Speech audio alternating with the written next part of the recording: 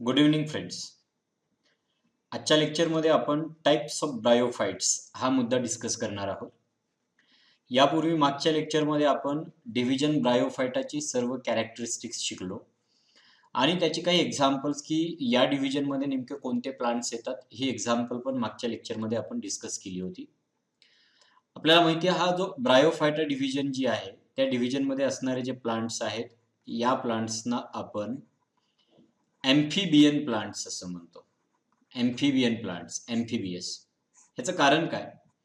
These are terrestrial plants but they require water, external water for the purpose of fertilization and for the completion of their life cycle. आणि त्यामुळे आपण त्यांना amphibian plants असं म्हणतो. हे plants moist किंवा शेडी प्लेसेसवरती वाढतात. आपल्याला माहिती आहे या प्लांटमध्ये जी प्लांट बॉडी असते, व्हेजिटेटिव्ह प्लांट बॉडी, ती थॅलॉइड असते. Thallus means not differentiated into root, stem and leaves. अशा ऑर्गनमध्ये ही थॅलॉइड प्लांट बॉडी डिफरन्शिएट झालेली नसते. ह्याच्यानंतर त्यांना रायझॉइड्स नावाची स्ट्रक्चर्स असतात की जी वॉटर आणि मिनरल्स ॲब्सॉर्ब करण्यामध्ये मदत करत असतात. या प्लांटचं रिप्रोडक्शन व्हेजिटेटिव्ह, असेक्सुअल, सेक्सुअल तिन्ही प्रकारे होतं. Vegetative reproduction either by fragmentation or by formation of gemmae, बरोबर आहे. आणि असेक्सुअल रिप्रोडक्शनसाठी ते स्पोर तयार करतात आणि सेक्सुअल रिप्रोडक्शनसाठी ते गॅमेट तयार करत असतात, बरोबर आहे. यांच्या लाईफ सायकलमध्ये दोन्ही फेजेस आहेत, अल्टरनेशन ऑफ जनरेशन. आणि त्या ज्या दोन फेज आहेत त्यापैकी एक फेज आहे that is phase is called as a sporophyte and other phase is called as a gametophyte. Sporophyte आणि गॅमेटोफाइट अशा दोन्ही फेज मध्ये ह्यांचं लाईफ सायकल असतं. स्पोरोफाइट ही डिप्लॉइड फेज आहे, गॅमेटोफाइट ही हॅप्लॉइड फेज आहे, बरोबर आहे. स्पोरोफाइट हे स्पोर तयार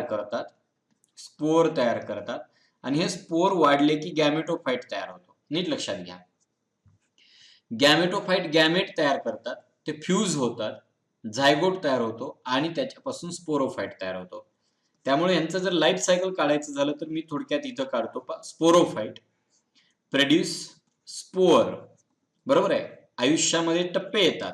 जेव्हा हे स्पोरोफाइट स्टेजमध्ये ते स्पोर तयार करतात, हे स्पोर जर्मिनेट झाले की याच्यापासून तयार होतो गॅमेटोफाइट. गॅमेटोफाइटमध्ये गॅमेट तयार होतात, मेल आणि फिमेल गॅमेट. हे एकत्र आले की झायगोट नावाची पेशी तयार होते आणि हा झायगोट वाढला की त्याच्यापासून स्पोरोफाइट तयार होतो. हे पहा, हा गॅमेटोफाइट जो आहे या गॅमेटोफाइट स्टेजला हे प्लांट हॅप्लॉइड आहे. गॅमेट पण हॅप्लॉइड असतात, मायटोसिसनं तयार होतात. झायगोट डिप्लॉइड असतो आणि डिप्लॉइड झायगोट पासून डिप्लॉइड स्पोरोफाइट तयार होतो. पण या ठिकाणी मिओसिस नावाची सेल डिव्हिजन होते आणि म्हणून हॅप्लॉइड स्पोर तयार होतात, बरोबर आहे.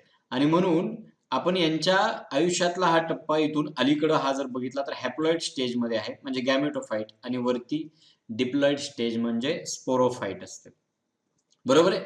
असे सर्व कॅरेक्टरिस्टिक्स मागच्या लेक्चरला आपण डिस्कस केली होती आणि मग आपण एका मुद्द्यापाशी थांबलो होतो की ब्रायोफायटा डिव्हिजन मधले प्लांट्स हे दोन प्रकारचे असतात. दोन मेन ग्रुपमध्ये त्यांना आपण क्लासिफाय करतो. त्यापैकी एक ग्रुप आहे त्यांना आपण लिव्हरॉट्स असं म्हणतो, तर दुसरा ग्रुप आहे त्यांना आपण मॉसेस असं म्हणतो, बरोबर आहे. हे लिव्हरॉट्स आणि mosses these are the two types of bryophytes. हे ब्रायोफाइट्सचे दोन प्रकार आहेत. दोघांचीही प्लांट बॉडी थॅलसच्याच स्वरूपामध्ये आहे, परंतु जे लिव्हरॉट्स असतात ना ह्यांचा जो थॅलस असतो हा थॅलस फ्लॅट असतो, तर जे मॉसेस असतात यांचा थॅलस हा इरेक्ट असतो. हा एक फरक झाला. हे जे लिव्हरॉट्स आहेत ना these are the lower plants of bryophyta division. तर ब्रायोफायटा मधले जे हायर आहेत ते मॉसेस आहेत. इतर डिव्हिजनचे प्लांट हे यांच्यापेक्षा हायर आहे, पण ब्रायोफाइट मध्ये जर आपण पाहिलं तर लिव्हरॉट्स हे लोअर प्लांट्स, ब्रायोफाइट हे त्यांच्यापेक्षा इव्हॉल्व्ड प्लांट्स आहेत. ह्याच्यानंतर लिव्हरॉट्स मधले जे रायझॉइड्स असतात ना दीज रायझॉइड्स आर युनिसेल्युलर, तर मॉसेस मधले जे रायझॉइड्स असतात दीज रायझॉइड्स आर मल्टीसेल्युलर. असे काही ठराविक डिफरन्सेस ह्या दोन ग्रुपमध्ये आहेत. तरी सुद्धा आज आपण इन डिटेल यांचे कॅरेक्टरिस्टिक्स दोन ग्रुपचे आणि या दोन ग्रुपमध्ये असणाऱ्या प्लांटची काही एक्झाम्पल्स फक्त आपण इथं डिस्कस करणार आहोत. बरोबर आहे का? त्यानुसार ब्रायोफायटा डिव्हिजन मधला पहिला ग्रुप ज्यांना आपण लिव्हरॉट्स म्हणतो त्याच्याकडे पहिल्यांदा जाऊया. सी लिव्हरॉट्स काय आहे तर मी मगा सांगितल्याप्रमाणे याच्या अगोदरच सांगितल्याप्रमाणे हे जे प्लांट्स आहेत these are the lower plants of bryophyta. बरोबर आहे. And they are found mostly in shady place, shady किंवा मॉइस्ट प्लेस वरती पाहायला मिळणारे हे लोअर प्लांट्स आहेत. पहा these are the lower plants of bryophyta and they are found in moist and shady places. अशा मॉइस्ट आणि शेडी प्लेसेस वरती हे वाढतात जिथं भरपूर पाणी आहे, मॉइश्चर आहे, ओलसर जमीन आहे, माती आहे. अशा ओलसर मातीवरती वाढणारे हे प्लांट्स आहेत. क्लिअर झालं? ह्याच्यानंतर पुढे आपण सांगायचं की ह्यांचा जो थॅलस आहे see gametophyte that possess a flat plant body called as a thallus. म्हणजे थोडक्यात आपण मगा जे सांगितलं होतं की ह्यांचा जो थॅलस असतो दिस थॅलस इज फ्लॅट. सी या ठिकाणी उदाहरण आहे पहा जे लिव्हरॉट्सला रिप्रेझेंट करतं त्या प्लांटचं नाव मी या ठिकाणी लिहितो. See it is called as marchantia. आणि या मार्कॅन्शियाची जी प्लांट बॉडी आहे याचा जो थॅलस आहे अशा पद्धतीने वाढलेला तुम्हाला दिसतोय. ह्याला पुढे आणखीन अशा ब्रांचेस फुटल्यासारख्या. आणि ही जी प्लांट बॉडी ही थॅलस म्हणजे रूट, स्टेम, ऑर्गन, लिव्ज सारखे ऑर्गन नाहीये त्याच्यावरती. आणि हात फ्लॅट आहे म्हणजे तुमचा तळहात जशा पद्धतीने असतो ना तसंच पुढं मातीवरती तो वाढत जातो. तो जो फ्लॅट थॅलस आहे this is the characteristic feature of liverworts. लिव्हरॉट्सचं हे कॅरेक्टरिस्टिक फीचर आहे. आणि म्हणून आपण म्हणतो the thallus is green. It is green. It is dorsoventrally flat म्हणजे वरच्या आणि खालच्या बाजूने हे फ्लॅट आहे. डॉर्सो व्हेंट्रली फ्लॅट आहे. Or prostrate. Prostrate means flat with many unicellular rhizoids. ह्याचे जे रायझॉइड्स आहेत ते युनिसेल्युलर आहेत. ऑलरेडी मी सुरुवातीला सांगितलं फ्लॅट किंवा प्रोस्ट्रेट थॅलस, युनिसेल्युलर रायझॉइड ही वैशिष्ट्य या लिव्हरॉट्सची आहेत आणि हे लोअर प्लांट्स आहेत. बरोबर आहे. लिव्हरॉट्स जे असतात ना म्हणजे या गटामध्ये येणारे जे ब्रायोफाइट्स आहेत ना ह्यांच्यामधलं जे व्हेजिटेटिव्ह प्रोपॅगेशन आहे it is either by fragmentation म्हणजे थॅलसचे फ्रॅगमेंट्स तयार होतात, नवीन प्लांट तयार होतो, or bye formation of gemmae. बरोबर आहे. या प्लांटच्या स्ट्रक्चर वरतीच तुम्हाला कप लाईक स्ट्रक्चर दिसतात पहा, गेमी कप्स असं आपण म्हणतो. कॅरेक्टर शिकताना पण ब्रायोफायटामध्ये सांगितलं होतं की व्हेजिटेटिव्ह रिप्रोडक्शन साठी ह्यांच्या सरफेस वरती जे कप लाईक स्ट्रक्चर्स तयार होतात, गेमी कप किंवा गेमी आपण ज्यांना म्हणतो, त्यांच्या मदतीने यांचं व्हेजिटेटिव्ह प्रोपॅगेशन होतं. त्यामुळे मी पुन्हा इथं एकदा सांगेल they show vegetative reproduction either by fragmentation or by formation of buds and this buds are called as gemmae. यांना आपण गेमी असं म्हणतो. क्लिअर झालं? इथपर्यंतचे हे कॅरेक्टर लिव्हरॉट्सचे झाल्यानंतर आपण आणखीन थोडंसं पुढे जाऊया. यांच्यामध्ये होणारं जे सेक्सुअल रिप्रोडक्शन आहे या सेक्सुअल रिप्रोडक्शन साठी हे प्लांट आपल्या थॅलस वरती सेक्स ऑर्गन डेव्हलप करतात. हा थॅलस आहे. या थॅलसला पुढे सेक्सुअल फेज मध्ये गेल्यानंतर सेक्स ऑर्गन डेव्हलप होणार आहेत. यापैकी मेल सेक्स ऑर्गन जे आहेत ना त्यांना आपण अँथेरिडिया असं म्हणतो. तर ज्या फिमेल सेक्स ऑर्गन आहेत ना त्यांना आपण अर्किगोनिया असं म्हणतो. अँथेरिडिया आणि archegonia these are the male sex organs आणि अर्किगोनिया हे जे आहेत ते फिमेल सेक्स ऑर्गन्स आहेत. बरोबर आहे. अँथेरिडियामध्ये मेल गॅमेट्स तयार होतील, अर्किगोनियामध्ये फिमेल गॅमेट तयार होतात. सी हाच गॅमेटोफाइट आहे. ह्याच्यावरतीच सेक्स ऑर्गन डेव्हलप होतात. आणि म्हणजे हा गॅमेटोफाइट पण हॅप्लॉइडच आहे. म्हणजे सेक्स ऑर्गनच्या सेल सुद्धा हॅप्लॉइडच आहे. आणि त्या हॅप्लॉइड सेक्स ऑर्गन मध्ये हॅप्लॉइड गॅमेट तयार होतात. ह्याचा अर्थ सरळ आहे. गॅमेट तयार होत असताना इथं मिओसिस होणार नाही, मायटोसिस होणार. तुम्ही म्हणाल सर सेल डिव्हिजनच्या वेळेला शिकवलं की गॅमेट तयार होताना मिओसिस होते, परंतु त्याला एक्सेप्शनल केस ब्रायोफाइट्स आहेत हे मी तुम्हाला सेल डिव्हिजन शिकवताना पण सांगितलं होतं. कारण की ब्रायोफायटाची जी ही प्लांट बॉडी आहे जो गॅमेटोफाइट आहे ना तोच स्वतः हॅप्लॉइड आहे.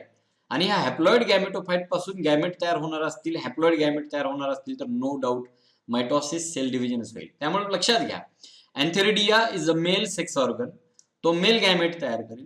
अर्किगोनिया फिमेल सेक्स ऑर्गन आहे, ते फिमेल सेक्स गॅमेट तयार करतील.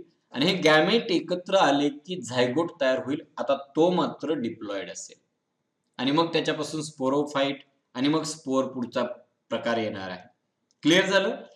सेक्स्युअल रिप्रोडक्शन साठी लागणारे हे जे सेक्स्युअल ऑर्गन्स आहेत ना, काही लिव्हरॉट्स असे आहेत की ज्यांच्यामध्ये हे सेक्स ऑर्गन सेम प्लांट वरती डेव्हलप होतात, तर काही जणांमध्ये वेगवेगळ्या. For example, this is an मार्केन्शिया.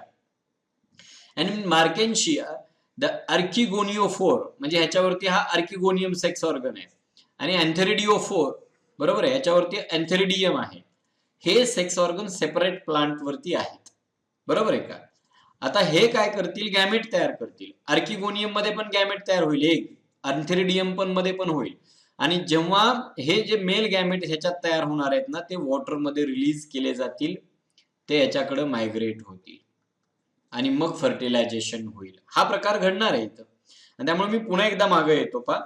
Sexual reproduction occur by formation of male and female reproductive structures called antheridia and archegonia either on same plant or on different plant. And remember, आता हा गॅमेटोफाइट या sex organ मध्ये gamete तयार करेल, gametes fuse होतील आणि fuse झालेले gamete zygote तयार करतील, बरोबर आहे? हा सगळा प्रकार असणार आहे आणि मग त्या ठिकाणी सेक्स्युअल रिप्रोडक्शन कंप्लीट होईल. क्लिअर झालं? असेक्सुअल रिप्रोडक्शन साठी स्पोर होतील, व्हेजिटेटिव्ह साठी या ठिकाणी आपल्याला दिसत, व्हेजिटेटिव्ह रिप्रोडक्शन साठी गेमा कप पण दिसत आहेत ह्याच्यावरती. क्लिअर? रिक्शिया नावाचं प्लांट असेल तर त्याच्यामध्ये अँथेरिडिया, अर्किगोनिया सेम प्लांट वरती डेव्हलप होतात. इथं मार्केन्शिया दाखवलेला आहे. मी ती दोन्ही उदाहरणं पुढच्या स्लाइड मध्ये तुम्हाला दाखवतो. रिक्शिया हे जे आहे ना, याची छोटीशी डायग्राम आपल्या स्टेट बोर्डच्या पुस्तकामध्ये पण दाखवलेली आहे. This is the रिक्शिया plant.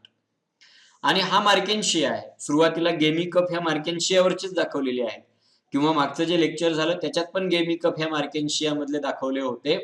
हे दोन प्लांट लिव्हरॉट्स किंवा त्यांना आपण हिपॅटिसी या नावानं ओळखतो, त्याच्यातले आहे लोअर ब्रायोफाइट्स. क्लिअर झालं?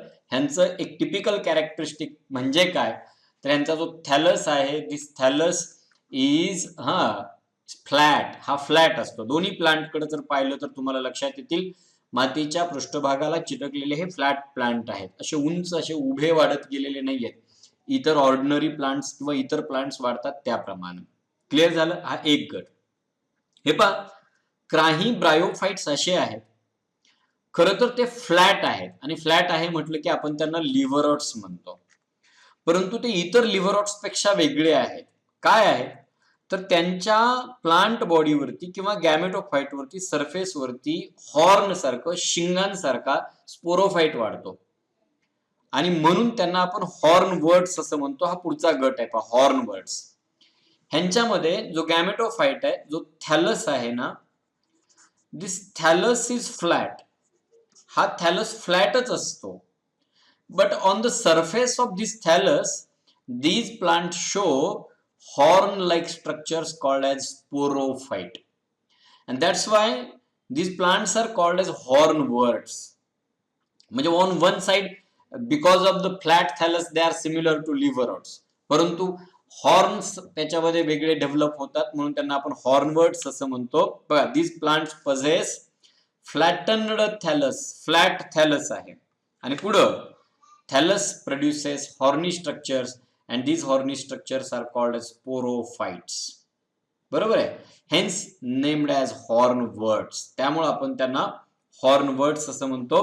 हे जे उदाहरण आहे, ज्याचा फोटो इथं आपण टाकलेला आहे, तेच त्याचीच डायग्राम आपल्या टेक्स्टबुक मध्ये पण आहे. That is अँथोसिरोस.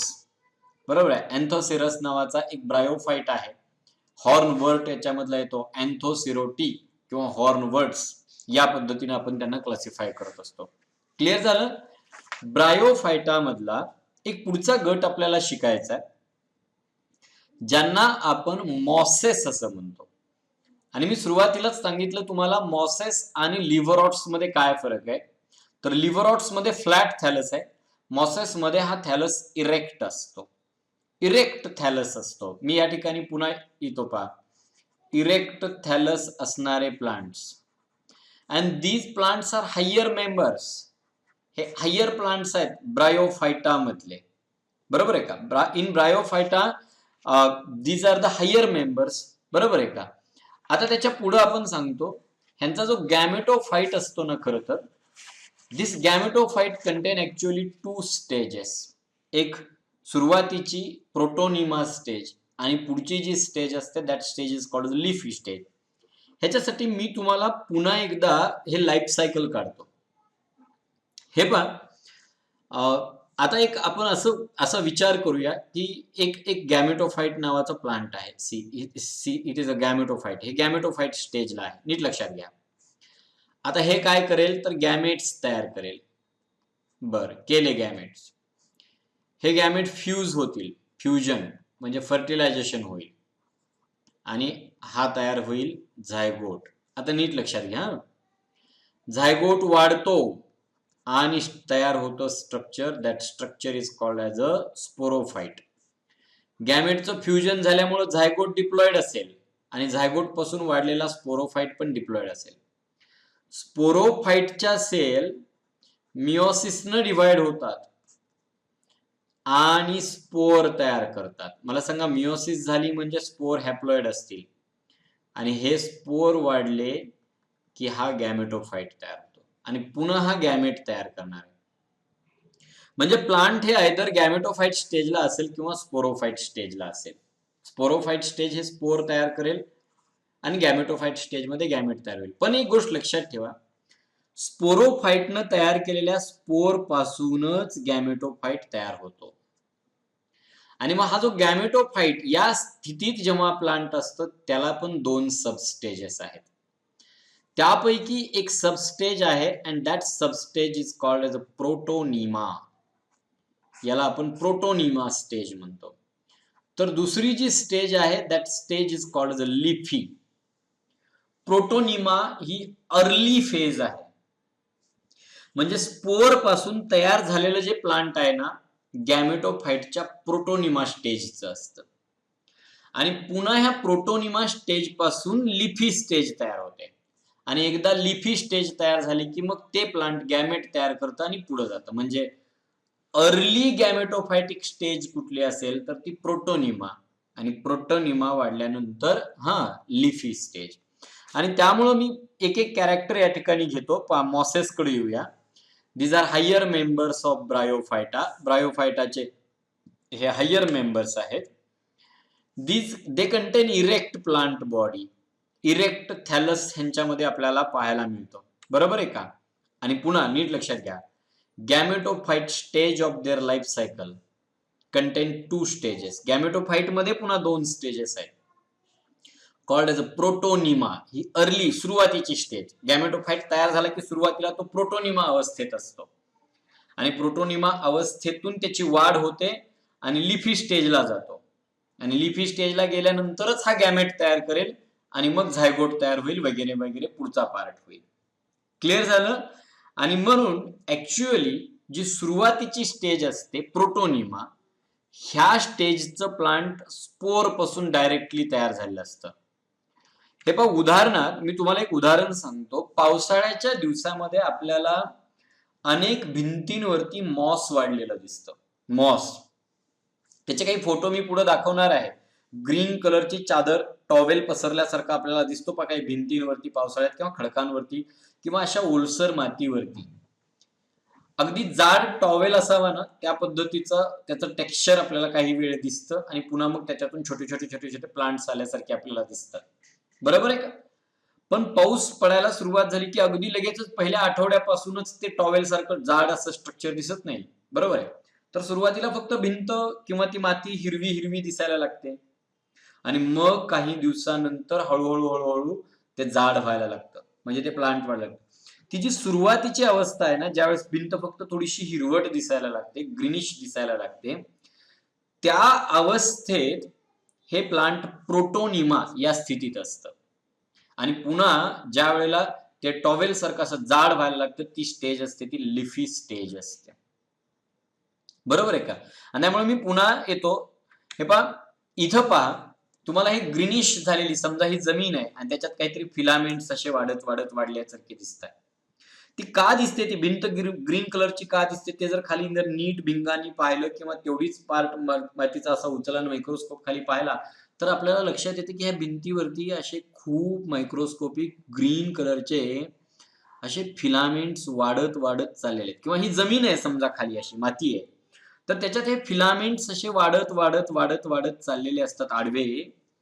आणि मग ही जी स्थिती असते ना गॅमेटोफाइटची, याच स्थितीला आपण प्रोटोनिमा स्टेज असं म्हणतो.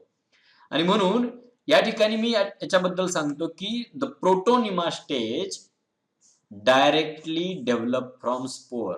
स्पोर पासून तयार झाले. स्पोर रुजला, समजा ब्रायोफायटा प्लांटचा मॉसचा एक स्पोर आहे जो हॅप्लॉइड आहे, तो आला असा कशाच्या तरी मदतीनं आणि ओलसर मातीवरती पडला, उदाहरण म्हणून घेऊया. तर तो स्पोर रुजतो आणि ते प्लांट वाढायला लागतं. तर पहिल्यांदा कसं वाढतं, तर त्या मातीमध्येच त्याचे असे फिलामेंट वाढत जातात आणि ही जी सुरुवातीची स्थिती आहे ती प्रोटोनिमा स्टेज. त्या फिलामेंटला खूप ब्रांचेस फुटतात, ब्रांचिंग होतं त्यांचं, आणि मग या ब्रांचिंगलाच अशा बड डेव्हलप होतात, अशा बड येतात काही पॉइंटला. आणि मग जिथं अशी बड आली ना, त्या ठिकाणावरूनच हळूहळू हळूहळू असं उभं वरती स्ट्रक्चर वाढायला लागतं आणि आता पुढची स्थिती तयार होते. या स्थितीला आपण लिफी स्टेज असं म्हणतो. आणि मग मी जे सांगत होतो ना, हे इतके जवळजवळ असतात ना, आपल्याला अगदी जाड टर्किश टॉवेल कसा दिसतो ना, तसं दिसायला लागतं. पुढे काही फोटो पाहिल्यानंतर लक्षात येईल. त्यामुळे पहिल्यांदा बघा, the protonema stage directly develop from spores, आणि ह्या स्टेजला इट इज प्रोस्ट्रेट म्हणजे हॉरिझॉन्टल आडवी, ग्रीन, ब्रांचड, फांद्या फांद्या दिसतात, आणि फिलामेंटस दिसतात, धागे धागे इथं दाखवलेले या डायग्राम मध्ये पण आणि या डायग्राम मध्ये पण. आणि ही गॅमेटोफाइट मधली सुरुवातीची स्टेज आहे, लहान अवस्थेतली परिस्थिती आहे किंवा लहान अवस्था आहे. and that's why it is also known as a juvenile गॅमेटोफाइट. गॅमेटोफाइटच पण अर्ली गॅमेटोफाइट, की जो पूर्ण मॅच्युअर झालेला नाहीये, त्याला आपण प्रोटोनिमा अशी स्थिती असं म्हणतो. आणि याच्यावरतीच बड डेव्हलप होतात आणि लिफी स्टेज तयार होते. मी आता दाखवल्याप्रमाणे पुढे येतो पहा. ही जी प्रोटोनिमा स्टेज आहे, this protonema stage or the filaments of protonema contain many buds. याच्यावरती अनेक बर्ड्स आहेत, क्लिअर. आणि ह्या ज्या बर्ड्स आहेत ना, ह्या बर्ड्सच डेव्हलपमेंट लिफी स्टेजच्या प्लांट मध्ये होतं. समजा इथं बर्ड असेल तर हळूहळू हळूहळू ही वाढेल आणि लिफी स्टेजचं प्लांट डेव्हलप होईल, बरोबर आहे का. आणि म्हणून आपण म्हणतो leafy stage is produced from each bud. इथं एखादी बड आली तर ह्याच्यापासून असं लिफी स्टेज येईल, शेजारी शेजारी असे येतील आणि मग ते प्लांट्स वाढायला लागतील. आता लिफी स्टेजचे प्लांट कसे दिसतील ते पुढे बघूया आपण. आणि त्यामुळे आपण म्हणतो खरं तर protonema help for vegetative propagation और व्हेजिटेटिव्ह रिप्रोडक्शन, ह्याच्यासाठी ही प्रोटोनिमा स्टेज मदत करते. आणि लिफी स्टेज मात्र सेक्सुअल रिप्रोडक्शन साठी मदत करणार आहे. जाऊ आपण आता पुढं. हे पहा, त्यासाठी एक फोटोग्राफ दोन पहा. अशा प्रकारे ग्रीन झालेल्या भिंती, आता ही एक भिंत आहे तुम्हाला दिसतेय, आणि हिच्यावरती हिच्या या दगडांवरती हे मॉस वाढलेलं आहे.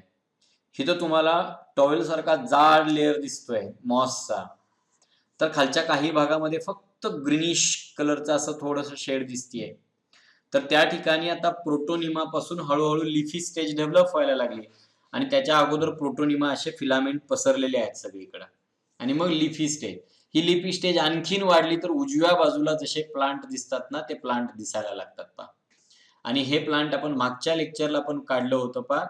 या ठिकाणी अशा प्रकारचं मॉस काढलेलं, ह्याला अशा प्रकारचे रायझॉइड्स असतात की जे मल्टी सेल्युलर असतात, आणि याला वरती येतो कॅप्सूल किंवा स्पोरोफाइट, बरोबर आहे का.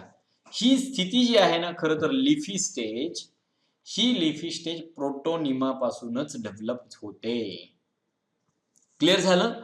आता थोडस पुढे जाऊया आपण. सी मॉस, ह्याच्यामधलं हे एक प्लांट अशा पद्धतीनं दिसतं की हे लिफी स्टेज आहे. सुरुवातीला इथं आपण बघूया, the leafy stage has erect stem axis. हा स्टेमचा इरेक्ट ऍक्सिस दिसतो, इरेक्ट स्टेम लाईक ऍक्सिस. खरं तर स्टेम सारखा ऍक्सिस दिसतो, but it is not a stem.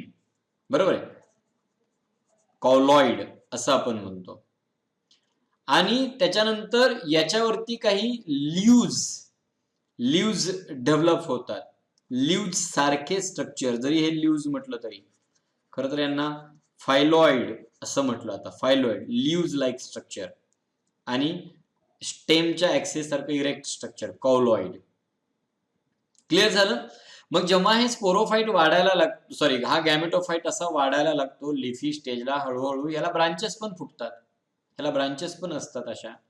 आणि मग काही ब्रांचेस या पद्धतीने वाढत येतात. हा गॅमेटोफाईट आहे पहा, लिफी स्टेजचा.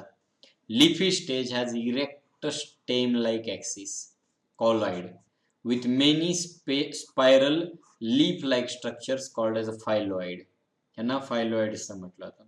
आता नीट लक्षात घ्या, सुरुवातीला ह्याच्या हे डोक्यावर जे आलंय ना, याला स्पोरोफाईट म्हणतात. तो नाही असं कन्सिडर करा, आणि तो नाही असं कन्सिडर केला तर आपल्याला ही लिफी स्टेज अशी दाखवावी लागेल. लिफी स्टेजचं जे प्लांट आहे ना, हे आपल्याला असं दाखवायला लागेल. ह्याला हे मल्टीसेल्युलर रायझोइड्स आहेत, ह्याची ही ब्रांच आहे.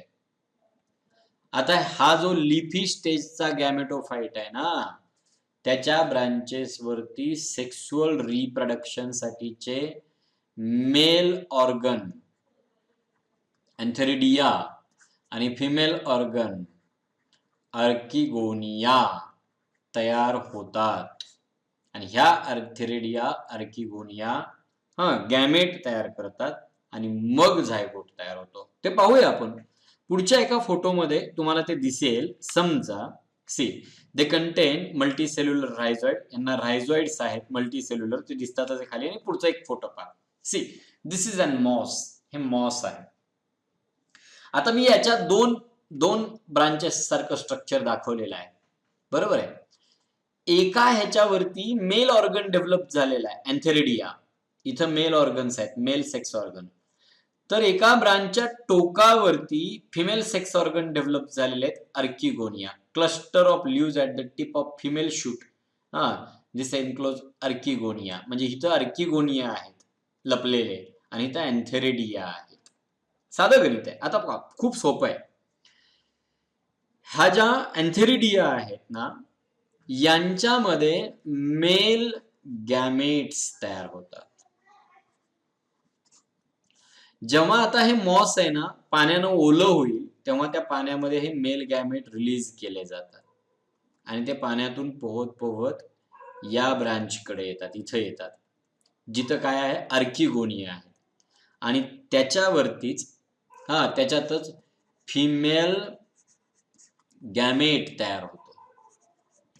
फिमेल गॅमेट इथं आहे. आता इकडचा मेल गॅमेट आला, आणि आता झायगोट तयार झाला. इथं तयार झालेला झायगोट नंतर वाढतो, आणि हा स्पोरोफाईट तयार होतो. वरचा कॅप्सूल हा जो आहे ना, आपल्याला माहिती इट रिप्रेझेंट टू स्पोरोफाईट. मागच्या एका डायग्राम पासूनच आपण पाहिलेलं आहे.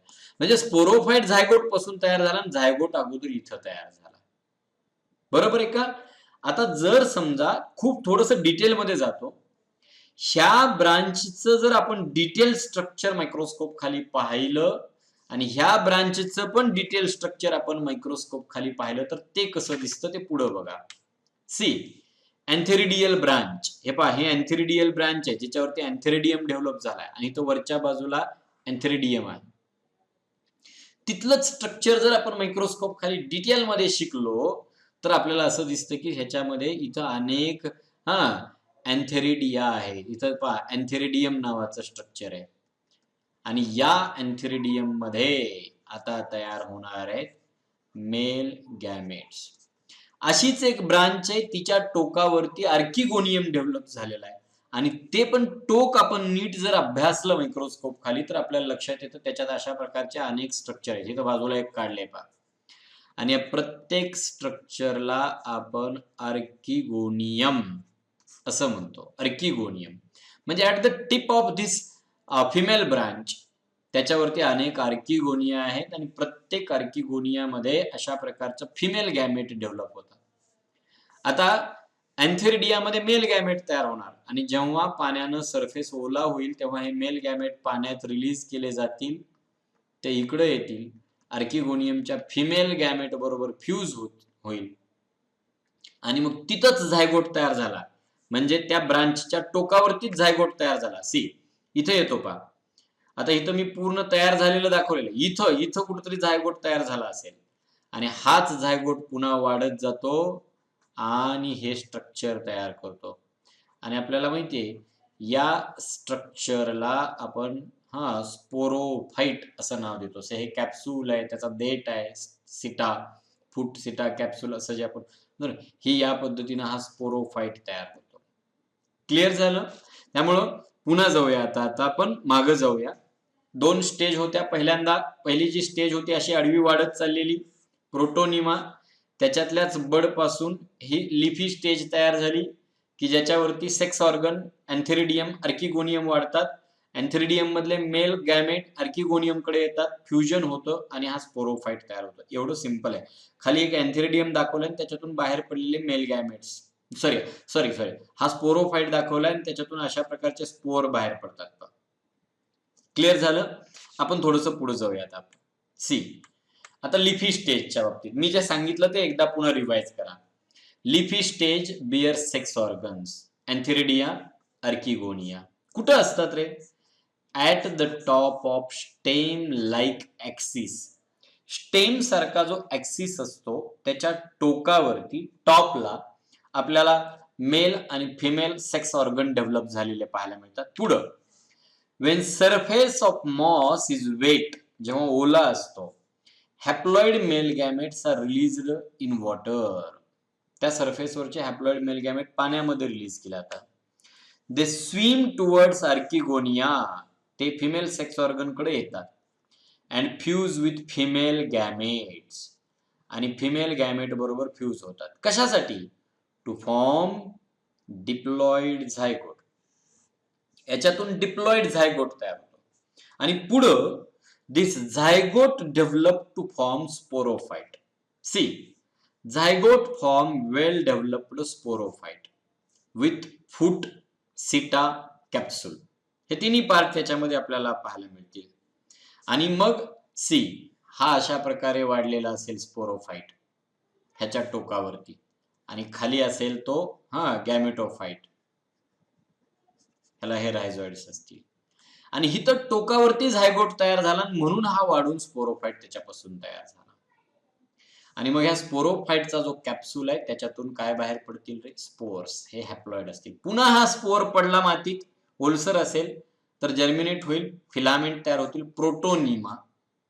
या प्रोटोनिमाला पुन्हा लिफी स्टेज, पुन्हा स्पोरोफाइट, हे लाईफ सायकल चालू राहतं पुढं. आणि म्हणून आपण म्हणतो haploid spores they are released from the capsule, capsule मधून रिलीज केले जातात. बरोबर आहे? अशा प्रकारचं हे स्ट्रक्चर आपल्याला मॉसच्या लिफी स्टेज मधलं पाहायला मिळतं. इथे हे टाइप्स संपतात ब्रायोफाइटाचे या पद्धतीने, लिव्हरॉट्स, मॉसेस, आणि एक मधला प्रकार आपण हॉर्नबर्ड्स पाहिला होता. एवढं सगळं झाल्यानंतर एक छोटासा मुद्दा आहे तो आपल्याला इथंच घ्यायचा आहे, that is related to the division bryophyta. या ब्रायोफाइटा डिव्हिजनचे इकॉनॉमिक इम्पॉर्टन्सेस काय फायदे असतात? ब्रायोफाइटा डिव्हिजन मध्ये जे प्लांट्स असतात, some species of this plant they provide food for herbivorous mammals and birds. काही ऑर्गॅनिझम, ॲनिमल्स ना हे फूड सप्लाय करतात, हे फूड प्रोव्हाइड करतात. हे काही species they are used as food. Species of sphagnum एक मॉसचाच प्रकार आहे. Sphagnum is a type of moss. A moss provide peat used as a fuel. ह्याचा वापर फ्यूल म्हणून करता येऊ शकतो. बरोबर आहे का? Next one, mosses have high water holding capacity. बरोबर आहे का? and that's why they can be used as a packaging material for the transport of living material. काही लिव्हिंग मटेरियल ट्रान्सपोर्ट करायचं असेल आणि ते ओलसर ठेवायचं असेल तर वॉटर होल्डिंग कपॅसिटी जास्त असणारे मॉस वापरले जातात. इव्हन मी जरी आपल्या पुस्तकात उल्लेख केलेला नसेल तर एक यूज आणखीन सांगतो. ज्या वेळेला आपण ग्राफ्टिंग करतो ना, ग्राफ्टिंग मध्ये समजा ही एक झाड आहे आणि त्याच्या ह्या फांदीला आपण आणखीन एक फांदी जोडली, समजा अशा प्रकारची, इथं याच्यात एक फांदी जोडली तर ज्या वेळेला इथं ही जॉईंट दिली जाते ना, ही जॉईंट वाळली नाही पाहिजे, ओलसर राहिली पाहिजे, त्यासाठी आपण ही बांधतो. पण बांधत असताना ह्याच्या भोवती मॉस बांधलं जातं बऱ्याचशा वेळेला आणि मग प्लास्टिकनं ते गुंडाळलं जातं पॅक. मग हे मॉस का बांधलं जातं? तर इथला भाग ओला ठेवण्यासाठी या मॉसची वॉटर होल्डिंग कपॅसिटी जास्त असते. बरोबर आहे का? म्हणून ह्याचा उपयोग करता येऊ शकतो किंवा केला जातो. अँड ॲज लाईक लायकेन्स, आपल्याला माहिती आहे लायकेन खडकांवरती वाढतात, तसे mosses also grow on Roxx. आणि जसं लायकेन हे सॉइल तयार करण्यामध्ये मदत करतात, ऍट द सेम टाइम त्याच वेळेप्रमाणे bryophytes also help for soil formation. खडकांवरती जेव्हा वाढतात तेव्हा त्या खडकांना त्याचं ऍटमॉस्फिअरिंग वेदरिंग करतात आणि हळूहळू सॉइल पार्टिकल्स त्याच्यापासून तयार करण्याचं काम हे मॉसेस किंवा हे ब्रायोफाइट्स करत असतात. आणि आणखीन एक, या ब्रायोफाइटचा डेन्स लेअर तयार होतो सॉइल वरती. Dense layer of the bryophyte prevent soil erosion and thus they act as a soil binder. माती घट्ट धरून ठेवण्यामध्ये मदत करतात. एखाद्या जमिनीवरती जर भरपूर मॉस वाढलेला असेल तर आणि त्याच्यावरून पाणी वाहत असेल तर त्याच्याबरोबर मातीचे कण वाहत नाहीत, कारण की घट्ट लेअर या मॉसचा त्या सॉइल सरफेस वरती असल्यामुळं तो जो सॉइल सरफेस आहे ना, तो इरोजन पासून त्याचं प्रोटेक्शन होतं. असे इकॉनॉमिक इम्पॉर्टन्स आपल्याला ब्रायोफाइट्सचे सांगता येतील. इथं किंगडम प्लांटी मधली आपली दुसरी डिव्हिजन संपते. पुढच्या लेक्चरला आपण तिसरी डिव्हिजन शिकणार आहोत and that division is division pteridophyta. Next लेक्चरला आपण शिकूया. मात्र आजच्या लेक्चरमध्ये याच ठिकाणी थांबू आपण.